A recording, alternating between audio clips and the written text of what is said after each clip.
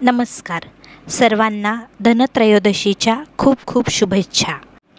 Public गुरु हे YouTube channel आपल्यासाठी सादर करत आहे धनत्रयोदशीची कथा. जी कथा फक्त ऐकल्याने तुम्हाला पुण्य प्राप्त होणार आहे. चला तर मग ऐकूयात धनत्रयोदशीची कथा. धनत्रयोदशी या सणामागे एक प्रचलित कथा आहे. इंद्राने जेव्हा असुरांना बरोबर घेऊन समुद्रमंथन केले तेव्हा त्यातून 14 रत्ने प्रकट झाली. त्यापैकी एक धन्वंतरी देवता आहे. म्हणून या दिवसास धन्वंतरी जयंती असेही म्हणतात. या दिवशी प्रामुख्याने धन्वंतरी पूजन केले जाते. याचसोबत अजून एक कथा अशी सांगितली जाते की कथित भविष्यवाणीप्रमाणे हेमा राजाचा पुत्र आपल्या 16व्या वर्षी मृत्युमुखी पडणार असतो.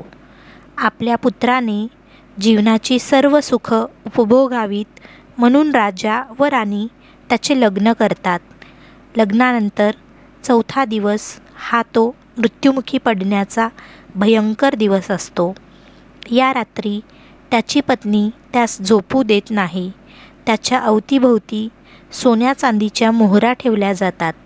महालाचे प्रवेशद्वार ही असेच सोन्या चांदीने भरून रोखले जाते. सर्व महालात मोठमोठ्या दिव्यांनी लखलखीत प्रकाश केला जातो.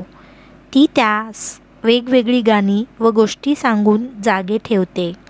जेव्हा यम राजकुमाराच्या खोलीत सर्परूपात प्रवेश करण्याचा प्रयत्न करतो तेव्हा त्याचे डोळे सोन्या चांदीने दिपतात.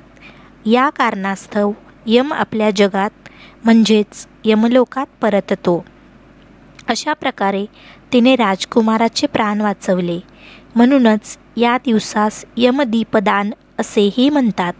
या दिवशी सायंकाळी घराबाहेर दिवा लावून त्याच्या वातीचे टोक दक्षिण दिशेस करतात. त्यानंतर त्या दिव्यास नमस्कार करतात. याने अपमृत्यू टळतो असा समज आहे. अशा प्रकारे धन्वंतरी देवीची कथा सुफळ संपूर्ण.